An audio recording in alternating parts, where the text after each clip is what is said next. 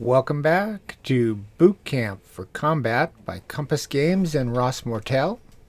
I'm Cliff, aka Wee Beasties, and in this episode, I want to talk about spotting attempts. Spotting attempts are sort of the meat and potatoes part of this game system with Combat, Volumes 1 and 2. In Combat, the fog of war is kind of encapsulated in this spotting system.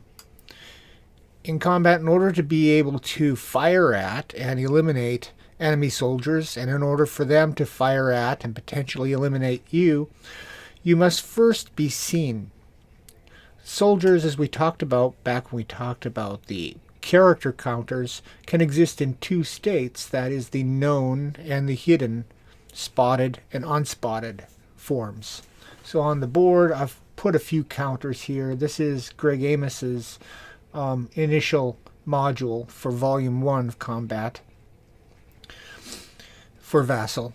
So friendly soldiers can be known, spotted, and they'll have the white text. That's the easiest way for me to see this with the green background. So Corporal Thomas here is spotted, whereas Kowalski here with the black text is unspotted. He's hidden.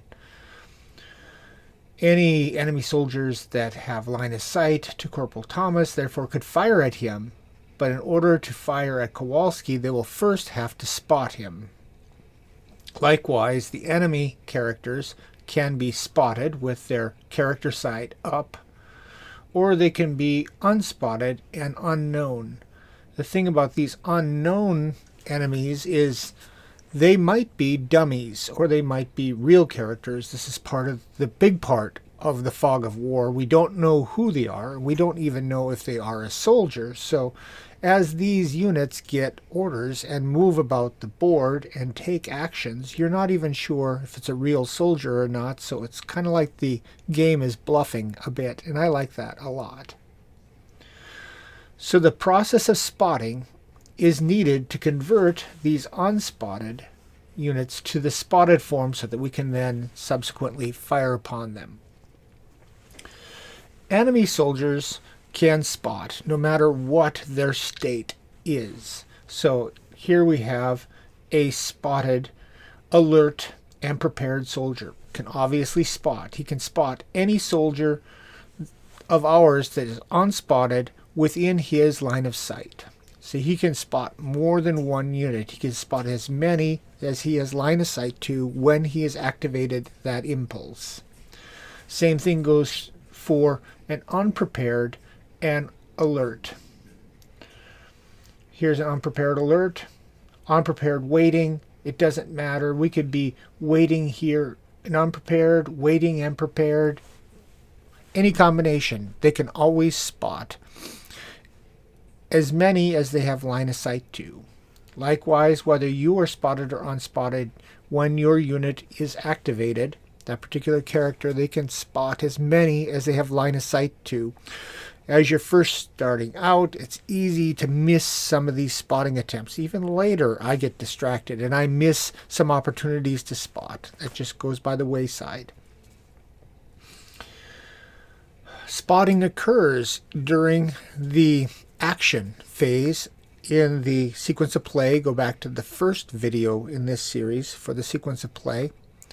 When a soldier is activated in the action phase, the first thing they will do is execute whatever order they've been given for that impulse.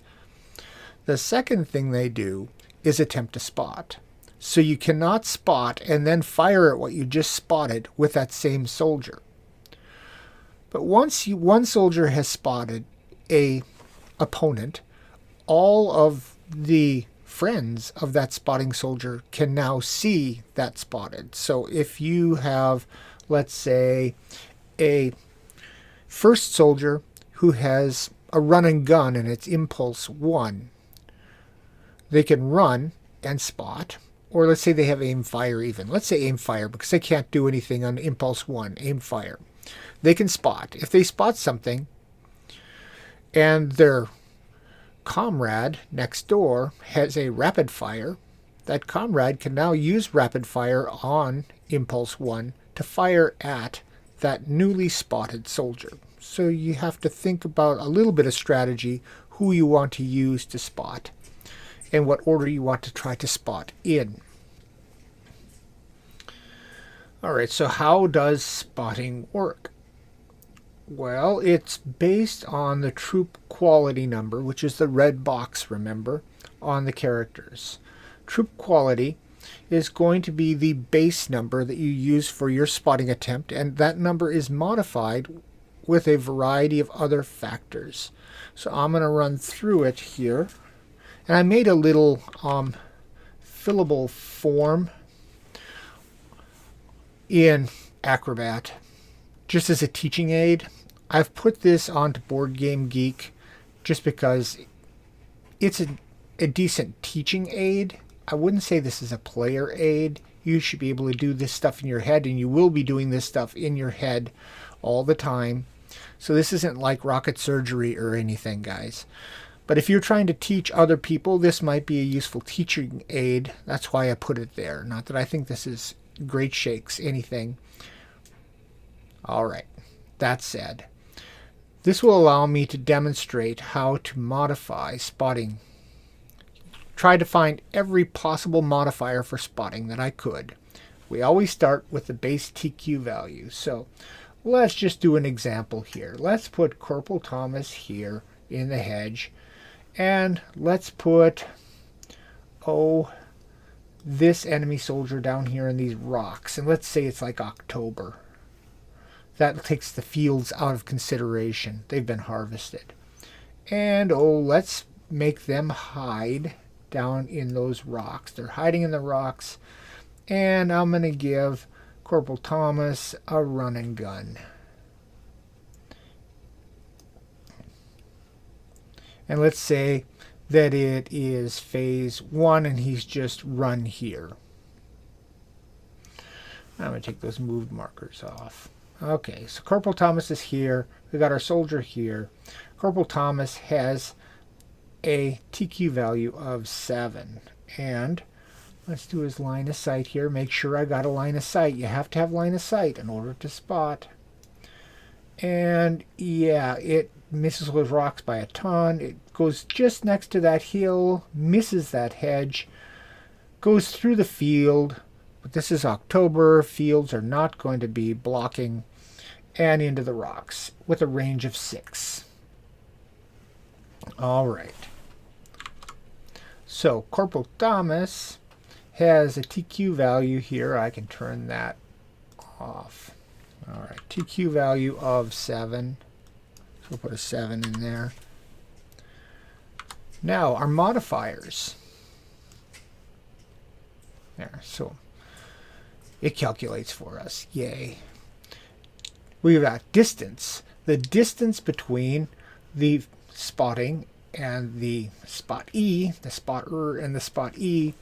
The distance matters. There are modifiers for distance. I'll cover that. The cover that the spot E is in and its current order are going to matter. The wound state of the spotter matters. Intervening smoke, whether it's in the spotter's hex, the spot E's hex, or in any intervening hex, will modify this. If this is a night campaign, the dark of night can modify the spotting attempts sometimes. In Volume 2, in the snow and the deep snow, if the spottee has winter camo on, the white camo, that can modify. All these things are going to usually bring down the TQ value. Sometimes they can increase it, make it more likely to spot. And in the end, at the bottom, we're going to get a to-roll number. We need that number or less on a decimal die in order to successfully spot. So let's just run through this. Let's bring up distance, cover, and order. These will always affect spotting. So we bring up our spotting table here. All right, distance. Our spotting range was 7. So in this table, this is one that was made by Bei Chang from Board Game Geek, and it's one that Greg included in his module. It's a nice condensed way to combine both spotting and firing attacks into one table. In the game itself, these are separate tables, and they're organized column-wise slightly differently. The data is the same.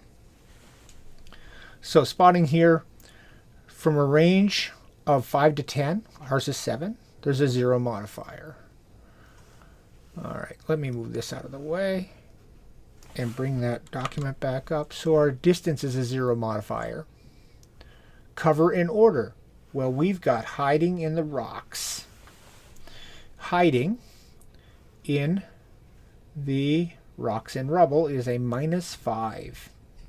If you look at these modifiers, you will see that the best terrain to hide in, or to avoid detection, if you want to hide and not be spotted, are buildings and rocks.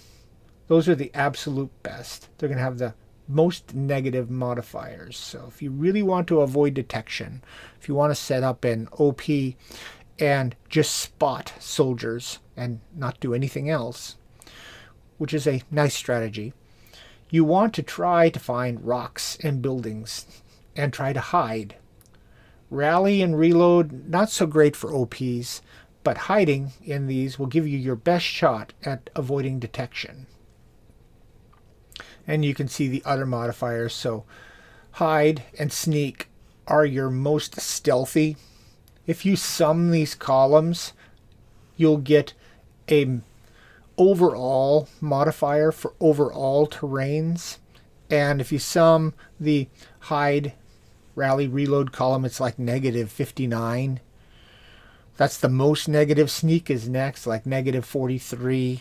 And after that, you're looking at something like duck back at -28 overall. So hide is by far.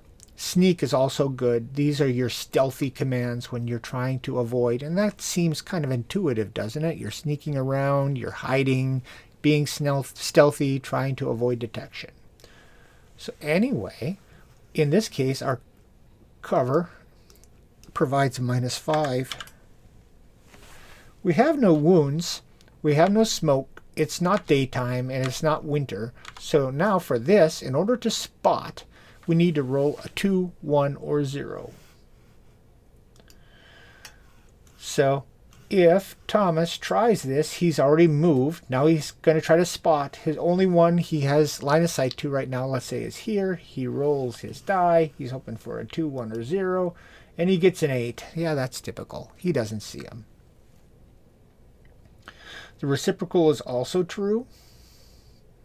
This guy down here, when it's his turn, gets activated, he can try to spot Corporal Thomas.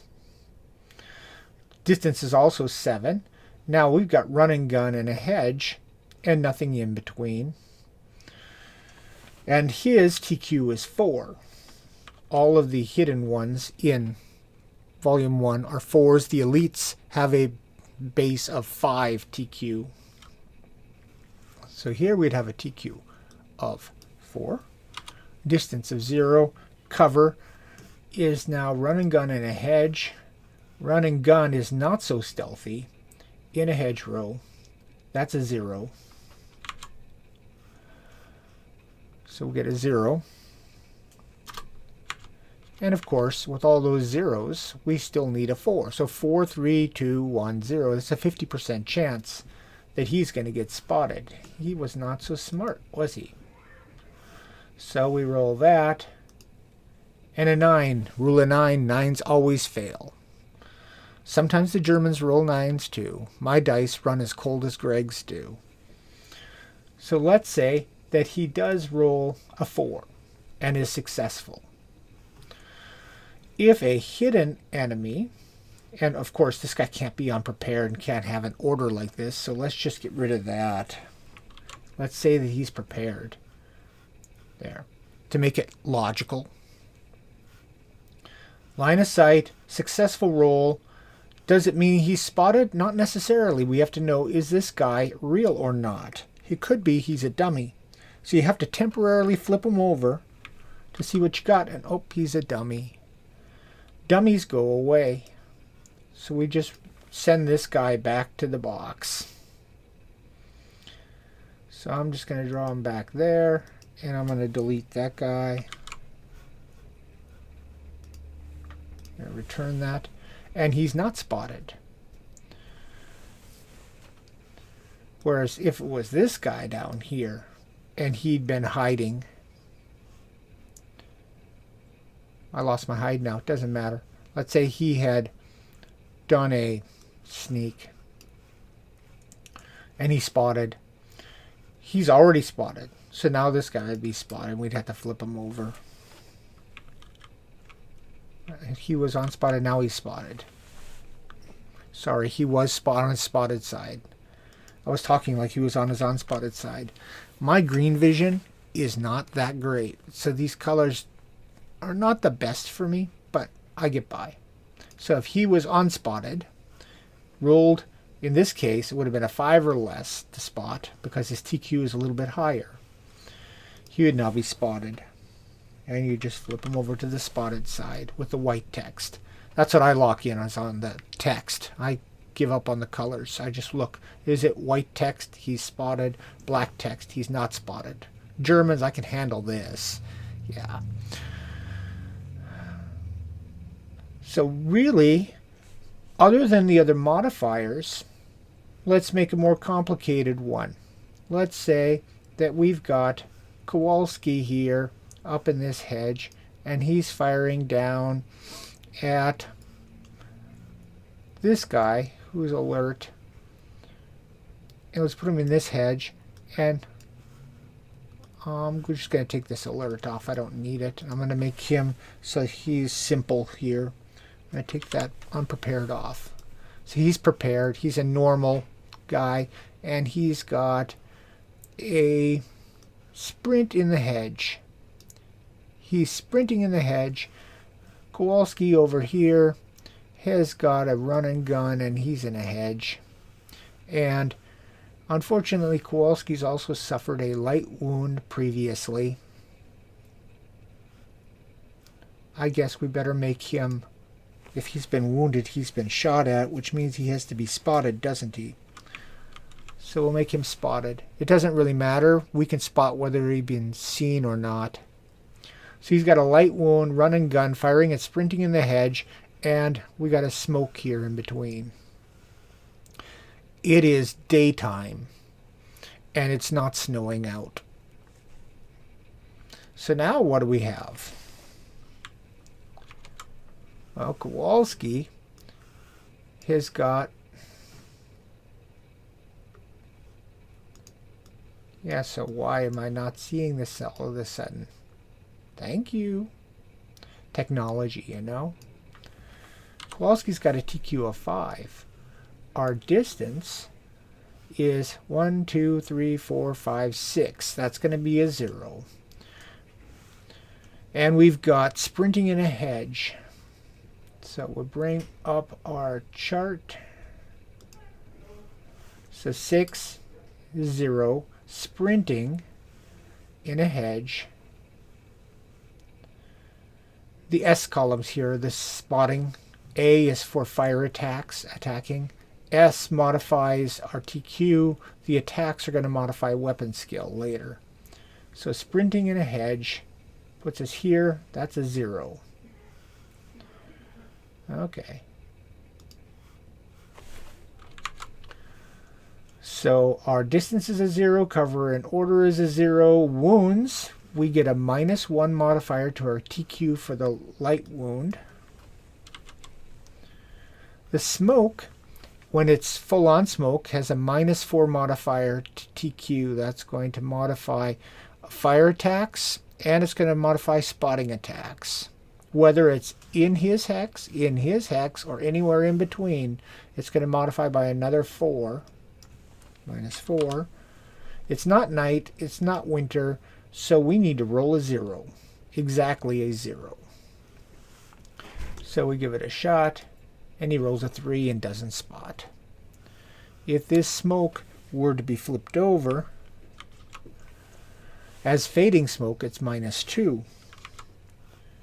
So our smoke here would just be -2 now. So now we need a 2, 1, or 0. That's a 30% chance. So if he tried that, 2, 1, or 0, and he rolls a 5, and of course he still doesn't see him.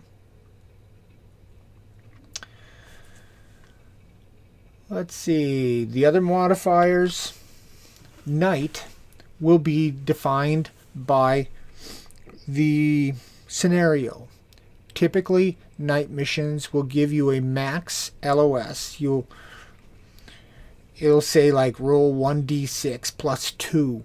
That'll be the number of hexes that you can maximally spot or fire in. So if you roll a 6, it'd be like 8 hexes.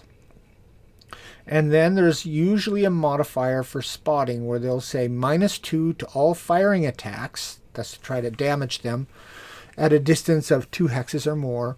And there's a -2 to spot for sneak and hide orders. So it's nighttime, greater than 2 hexes, within max LOS, with a sneak or a hide gets a -2. So if I have this smoke out of the way, and I take this sprint out of the way, and I put a sneak on him. Let's say our max LOS is 8, and this is 1, 2, 3, 4, 5, 6. So it's within max LOS. Kowalski's trying to spot this sneaking guy in a hedge at night. So Kowalski's still a 5. Our distance is still 0. Our cover is now sneaking in a hedge. So we have to look that up. Sneaking in a hedge is a -2. So sneaking in a hedge is a -2. Let's take off his light wound for the moment. Let's say he's not wounded. We won't wing him. That's a 0 now. Smoke is off. We took that away. But now it's night, and he's sneaking in a hedge, which is -2. Not winter, so there's no winter camo. We now need a 0 or a 1 to spot. 20% chance, and he rolls a 6. If he rolled a 0 or a 1, this guy would be spotted, and you would just flip him over automatically. And oh look, he's a real soldier. If he was a dummy, the dummy would be removed. As soon as the friendlies are spotted, they're immediately flipped over. As soon as a dummy successfully spots us, we flip it over to see if it's real or not. If it's a dummy, we remove it. If it's real, we flip it back to its unspotted side and flip our spotted soldier over. If we spot them, we flip them over. If they're a dummy, we remove them. If they're real, we leave them now spotted. Once spotted, enemies remain spotted for the remainder of the scenario. It is possible for you to regain an unspotted state if you get off to cover out of LOS from everybody on the board, meaning the enemy. They have no LOS to you, and you get a hide order and you pass a TQ, I believe. I don't usually do this. Once I'm spotted, I just stay spotted. Life is simpler once everything gets spotted on the board. That's really all the more complicated this is. Like I said, I've made the document as a PDF, mostly as a teaching aid to show you the calculations play out. It's easier to explain it that way. It's more visual. It's there for you to teach others. I don't expect you to use it in your games necessarily, because you should be able to do this quickly in your head just by going, hey, TQ of 5, range is less than 10, that's a 0. He's sneaking in a hedge, that's going to be -2. If it was daylight, I need a 3 or less. Nighttime, now I need a 1 or less, because it's sneaking in a hedge at night more than 2 hexes away. It gets fast, it gets intuitive. The only time you can't spot, normally, no matter what command you have, you can spot every impulse, except melee. When you're in melee and you've got two soldiers together here, and while these orders are now going to be off, we've got a melee hex with the German and the American in the same hex.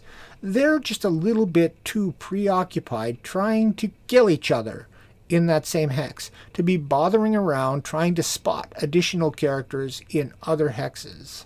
So in your melee, you do not attempt to spot. Any other command, if you've got LOS to an unspotted opposing soldier, you can attempt to spot. That's it in a nutshell. I'll see you guys next time.